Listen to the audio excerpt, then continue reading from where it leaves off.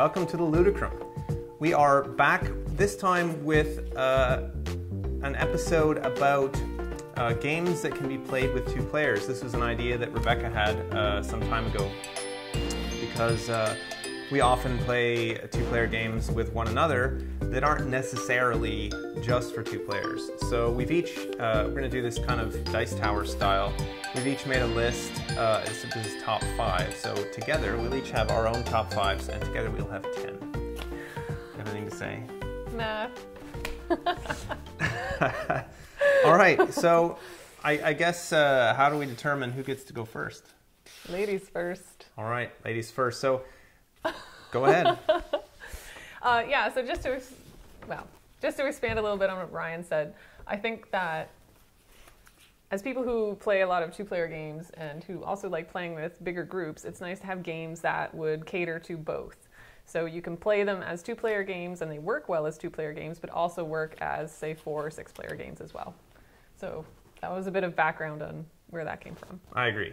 Yeah, I mean, I have a lot of games that I buy a lot of games, but I don't like to buy games that are just for large groups necessarily. So it is nice, although some of them are obviously, it is nice to have some games that we can play just with two, even if that's not how they're intended. Usually they are. All right, go ahead. We can start. All right. Okay, so the first one I'm going to pick is actually not one that Ryan has or that I have, but is The Little Prince. You mean one that we own? No. Yeah, it's not a game that either of us own. That we have played. Yes. And it is the tile game of The Little Prince. And I really enjoyed the whimsy of that game. It is for 2 to 4 players. And you select tiles and build a little planet for the little prince to live on. And my favorite thing was collecting random little prince things like boxes and sheep and trees and lampposts. Actually, you want to avoid the trees, the baobab trees. But you just have to avoid having too many of them. That's true. It's and the critical volcanoes mass. and the volcanoes. Yes. Yeah. Yes. So I'm not going to get into how it's played, but I really enjoyed the whimsy of it, and it's great. I really liked it. Yeah, I totally agree. I love The Little Prince as well.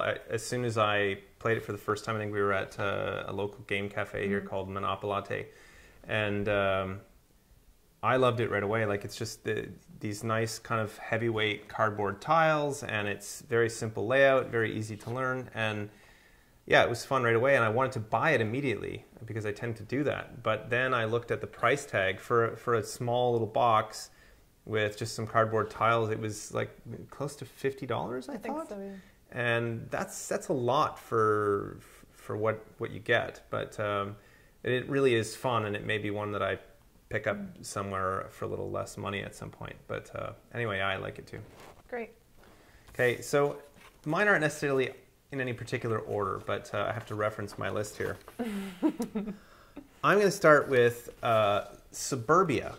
This is a game that I really like. I would say it's one of my favorite games of all time, and I'm not sure Rebecca likes it that much, or really anybody that I've played it with so far. I don't think anybody likes it as much as me, as much as I do. You like it a lot. I do. I really like Suburbia. I'm a big fan of the classic SimCity games and sort of town building computer games from way back on my Commodore 64 and Amiga.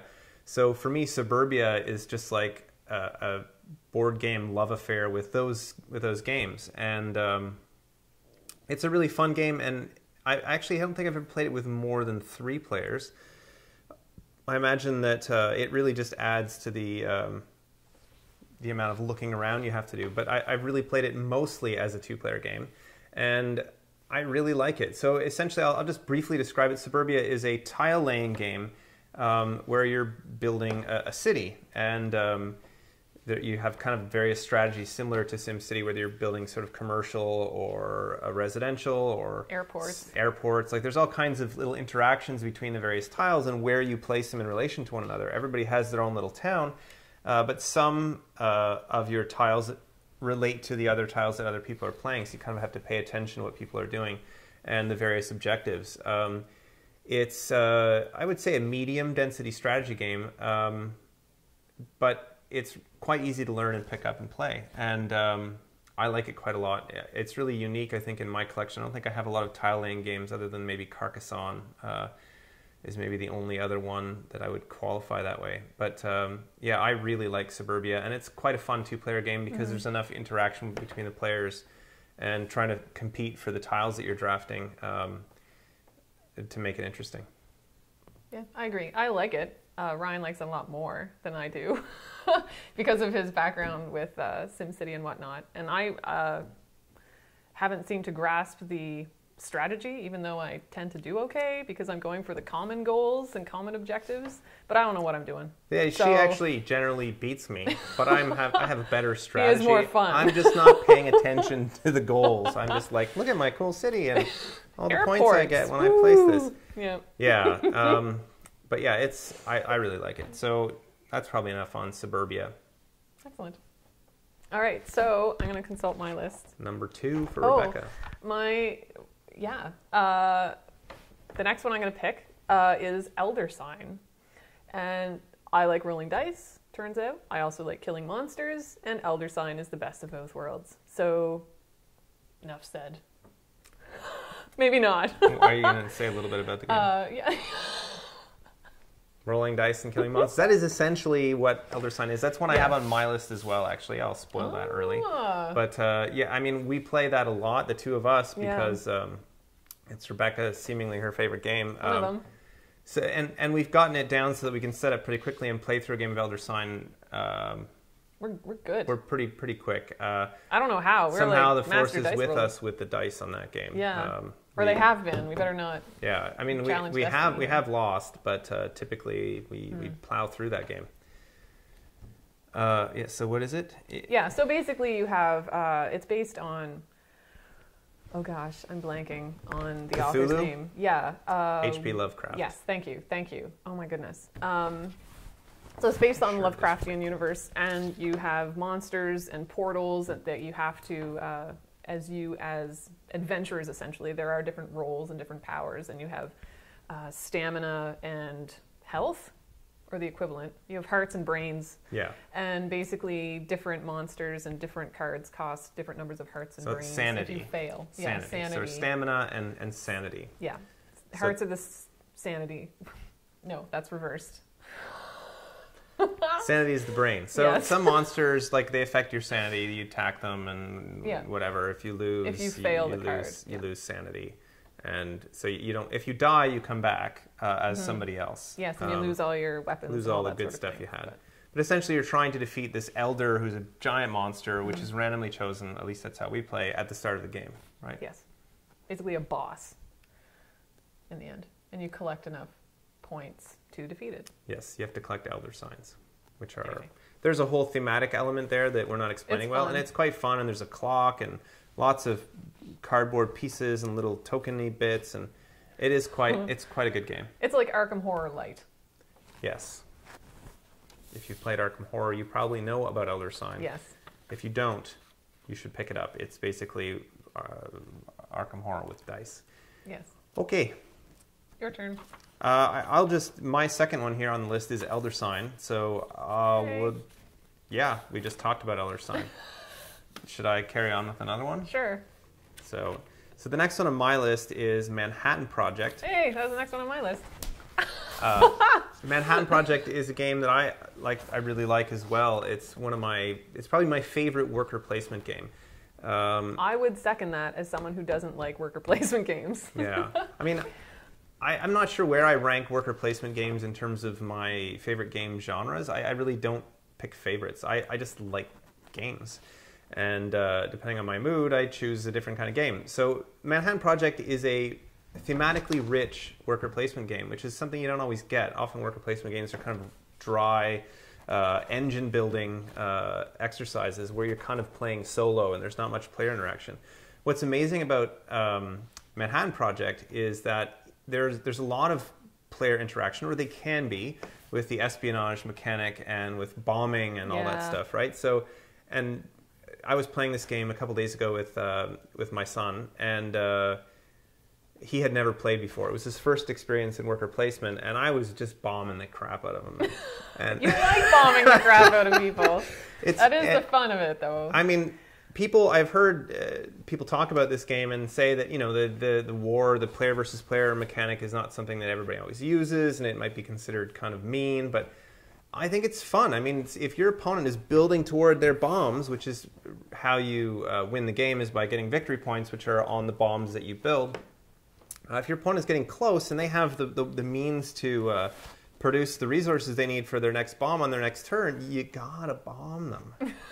Disable their factories so they can't produce the resources. And it is actually a lot of fun to use the other person's resources. Yes. Like, that was one of my favorite parts. Was like, okay, I don't have any uranium mines, but I'm going to use yours. Yeah, it's really a fun game, and it really sort of feels like you're in sort of the initial the nuclear arms race.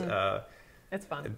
And it's really quite fun. It sounds kind of dark and scary, but it really is kind of lighthearted to play. And I mean, there's a lot of decisions to make, but I tend to not be a heavy thinker when it comes to these games. I'm just like, oh, I want to do this. And near the end of the game, I start to realize how inefficient I've been with my planning, but it really doesn't matter. I just really like this game. Manhattan Project is my number 3. Me too. Okay. All right, so I guess it's back to me. You're up. So my number 2, I'm going in reverse order, is Zombicide. That's a surprise. Really? Well, I'm surprised. I'm not surprised that you like. I know you like Zombicide. I like Zombicide as well, but it's strange to see it on a 2-player list. So you go ahead and describe it. Yes. Okay. So we had discussed earlier what qualifies as a 2-player game, or a multiplayer game, multi as in more than 2, that also works as a 2-player game. And my feeling was that games that make you play a third player.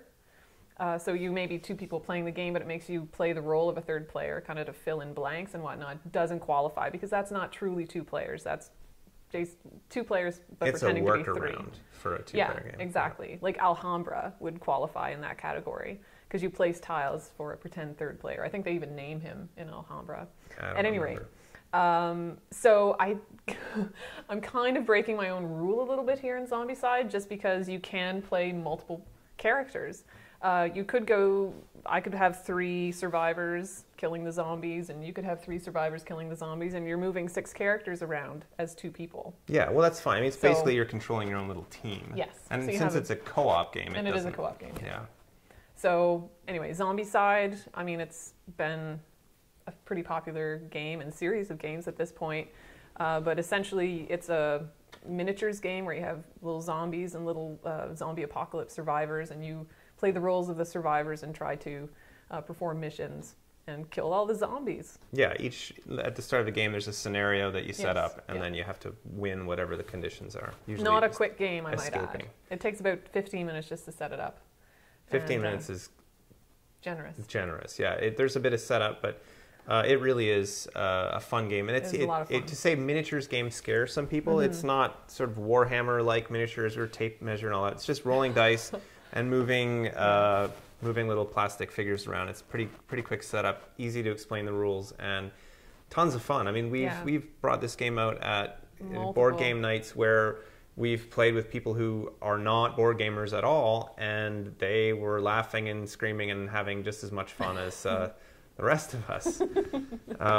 Everyone loves the chainsaw. The chainsaw is the best. Yep. Anyway, Zombicide's my number 2. Go ahead. Good choice. Thank you. And yeah, I agree. And Zombicide is fun as a 2-player game because it's a little more focused. True. Than when you're playing with a lot of players, where some people may drift and who's got the dice, and it takes up a lot of room. Yeah, it moves more quickly with 2 players, and you can sort of combine your efforts or sort of figure out strategy a little quicker. And you only have to negotiate with one other person when you're figuring out that strategy, as opposed to 5 or 6 other people. So my 4th pick, or second from the top, is Smash Up. Wait for it. Is Smash Up, which is a shuffle building game, which is kind of, I don't know if there are other shuffle building games, or maybe there are, but anyway, basically what it is it's like a deck building game, kind of, and a trading card game like Magic, all in one. Only you start with these pre-constructed faction decks: robots, aliens, ninjas, dinosaurs, pirates, all kinds of funky factions, and each of them sort of has its own mechanics and sort of way it plays. So at the start of the game, each player takes 2 of those factions, sticks them together, smashes them up, shuffles them, and that's the deck that they play with. And the objective of the game is for the players to compete to capture bases by placing their cards. Essentially, you get to play a spell and a creature every turn, I believe, and I believe so. Some other cards will allow you to do more and combo. So for a person like myself who loves Magic the Gathering and, really only Magic the Gathering, I've played a number of other trading card games, but I play a lot of Magic. So for me, this really appeals because it has kind of that combo feeling of playing like a combo deck where you can go off and play through your whole deck in one turn if you can sort of figure out how to do that. So with Smash Up, you're kind of figuring it out on the fly unless you played a lot and sort of know how the factions interact. So basically, you're trying to capture bases, and it's really quite fun, easy to explain, and you learn how to play it as you go along by just reading the cards in your hand and then sort of formulating a strategy. So it doesn't require a lot of pre-knowledge like, say, competitive Magic would, and it's a lot simpler in terms of gameplay. The one frustrating thing, or potentially frustrating thing with Smash Up is, as someone who, speaking personally, as someone who does not play a lot of Magic the Gathering, it can sometimes take me a while to figure out how the decks work together. Sometimes it's really obvious, and sometimes they seem to be completely counterproductive, which can be frustrating because you're not making advantageous plays and you're not winning. Yeah, I agree. Or you're doing quite badly. You don't always have to win by any means, but it's nice to feel like you're being competitive in the game. It can happen that certain factions don't work very well together. That's only happened to me with expansion. Yeah. Combined with original. And you have to get like the kind of the weird ones, like say both are card draw, but they have to work with something else. So it could be that occasionally certain combinations flop. But it's unusual, and the game generally is pretty fun.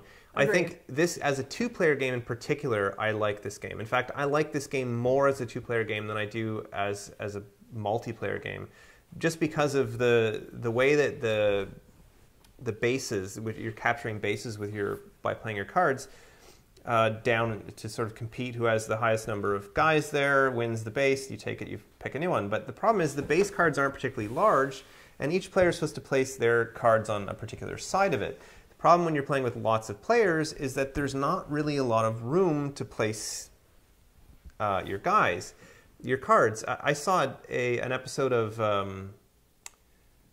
what's that show? Tabletop. Sorry, board gamers. I like Tabletop as well.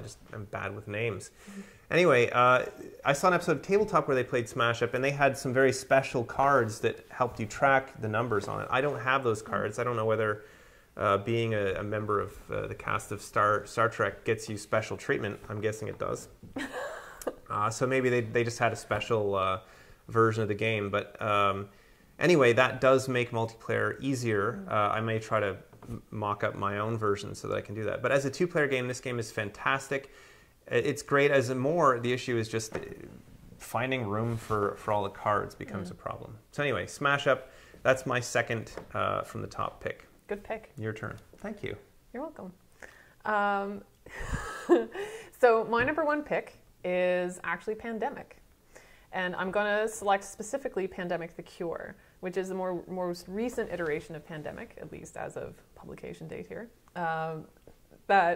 It's a quicker game. Basically, the premise of Pandemic, if you haven't played it before, is that you are it's a cooperative game in which you are a group of researchers and scientists and paramedics and so on and so forth. You have a role, and your objective is to cure disease across the world. And there are 4 different diseases, and you have to cure them, essentially.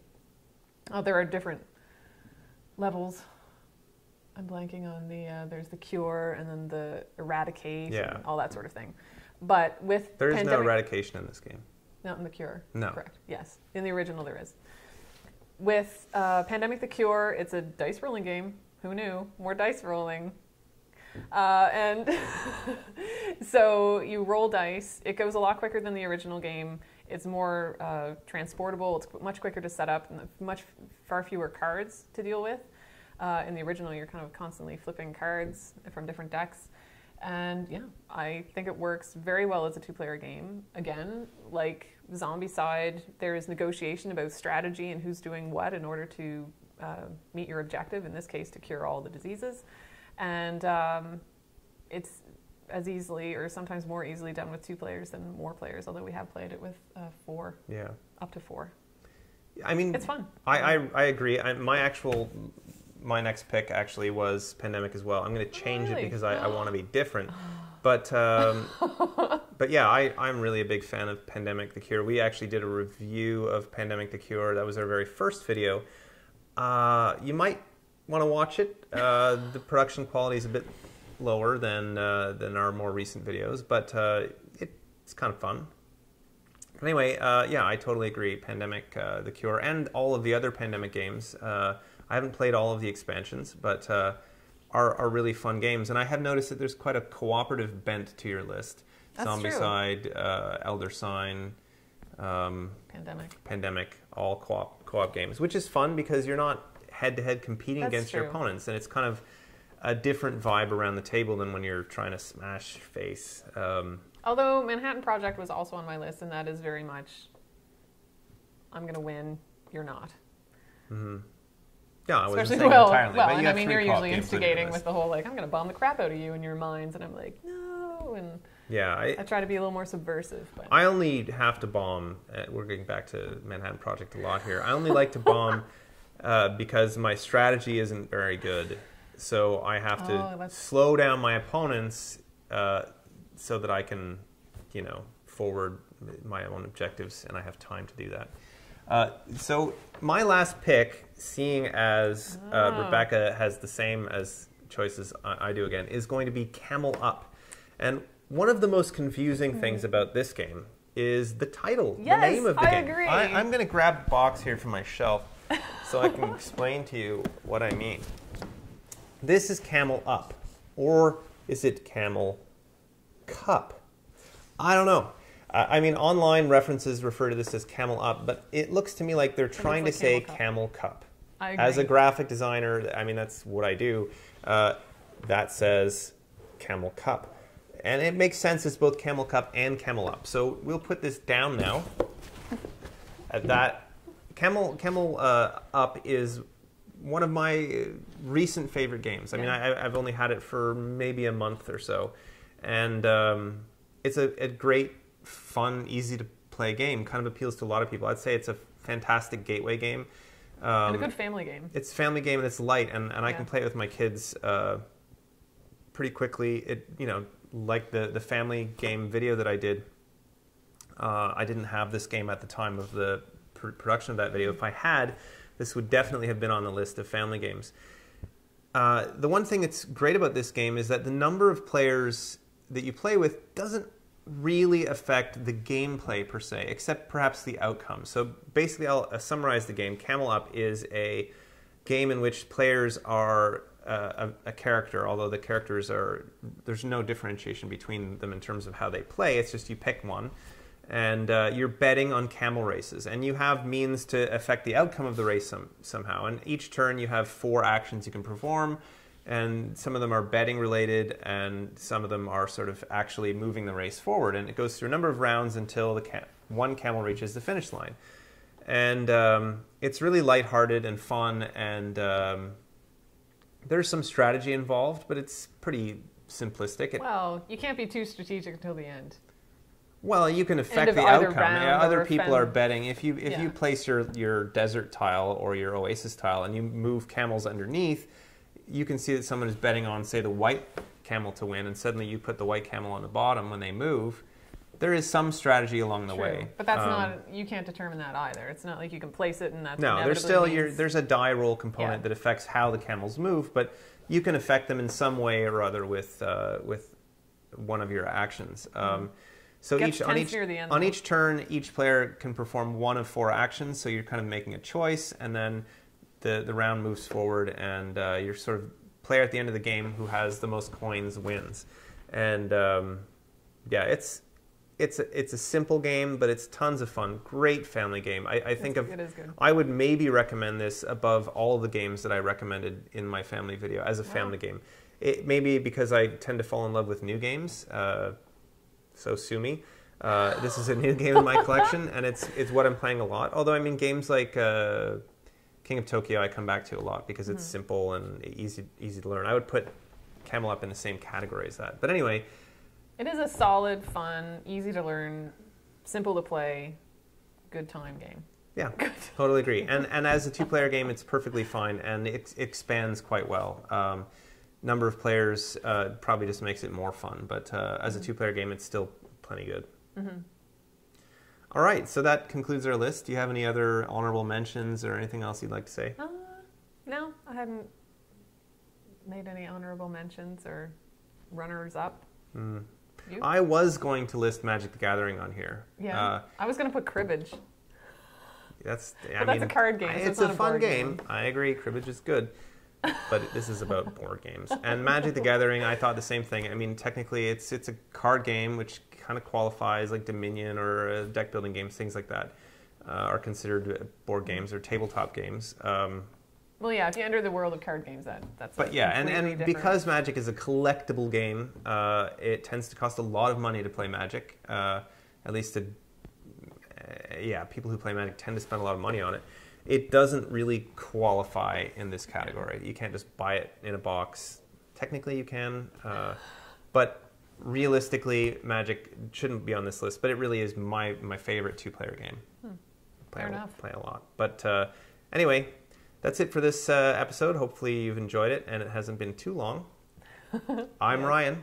And I'm Rebecca. See you next time.